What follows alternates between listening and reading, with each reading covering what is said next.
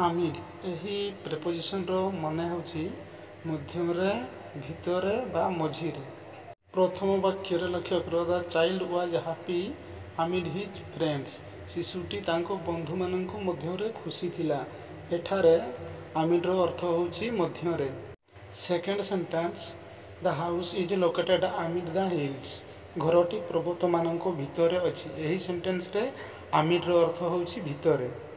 Third sentence सी stood काम आमिड the chose.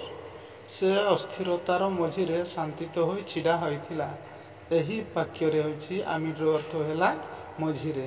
तो एही परी प्रेपोजिशन गुडिक रो अर्थ वाक्य अनुसार विभिन्न प्रकार रूप रे देखा दै थाए। अबाउट एहार मीनिंग होची संबंध रे विषय रे बा प्राय एही परी मीनिंग गुडिक होई थाए। First sentence I am reading a book about history. मु इतिहास संबंध रे एक पुस्तक पढुची। एही सेंटेंस रे अबाउट रो अर्थ होची संबंध रे। Tell me more about your village. मते तुम गाँ विषय रे अधिक कुह। एही वाक्य रे अबाउट रो अर्थ होची विषय रे। Next sentence there are 50 students in the class. श्रेणी रे प्राय 50 जन छात्र छात्री अछंती। एही वाक्य रे अबाउट रो अर्थ होची प्राय। एबव एहार मीनिंग होची उपरे उपरकू। एही दुई प्रकार बा आहुरी अनेक मध्य एहार मीनिंग रहिछि। The birds are flying above the trees.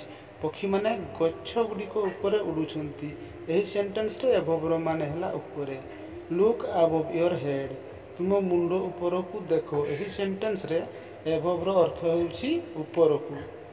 Across एही प्रेपोजिशन रो माने पारे पारकू सारा बा समग्र एही परि विभिन्न प्रकार रूप होइଥାଏ। ही स्वाम अक्रॉस द रिवर। से नदी पार पहुंचिले। एही सेंटेंस रे अक्रॉस रो मीनिंग होछि पारे। से परि there is a shop across the road. रास्ता रो पारकू गोटिए दुकान अछि। एही सेंटेंस रे अक्रॉस रो मीनिंग हैला पारकू। News spread across the village. गाँ सारा खबरटी खेली गला। ताले एही सेंटेंस रे अक्रॉस रो मीनिंग होछि सारा बा समग्र। किछि जगह को पार होउथिबा सामना सामनी बा चारियाडे प्रसारित होउथिबा एही परिप्रेक्षी रे ताले अक्रॉस को व्यवहार करा जाय। आफ्टर एहार मीनिंग होछि परे शेषरे बा पछे पछे एही परि विभिन्न रूप होइता। We will go to the park after lunch. हमें भोजन पर पार्क को जीवु। एही सेंटेंस रे आफ्टर रो माने हला परे। ही केम होम आफ्टर स्कूल। से स्कूल शेषरे घर को आसीला। एही सेंटेंस रे आफ्टर रो माने हला शेषरे। The cat run after the mouse. बिलेईटी मुसार पछे पछे धाइला। एही सेंटेंस रे आफ्टर रो मीनिंग होछि पछे पछे। एहिथिरु जणा जाउछि जे आफ्टर साधारणतः समय परे कार्य परे काहाकू अनुसरण करी कहूथिबा बेले व्यवहार करा जाय। काहाकू ना आफ्टर को। अगेंस्ट एहार मीनिंग होछि विरोध रे भीति को बा विपक्ष रे। He is fighting against corruption. से दुर्नीतिर विरोध रे लढुची। एही वाक्य रे अगेंस्ट रो माने हला विरोध रे। He is standing against the wall. से भीति को धरि दंडायमान होइछि। एही सेंटेंस रे अगेंस्ट रो अर्थ होछि भीति को।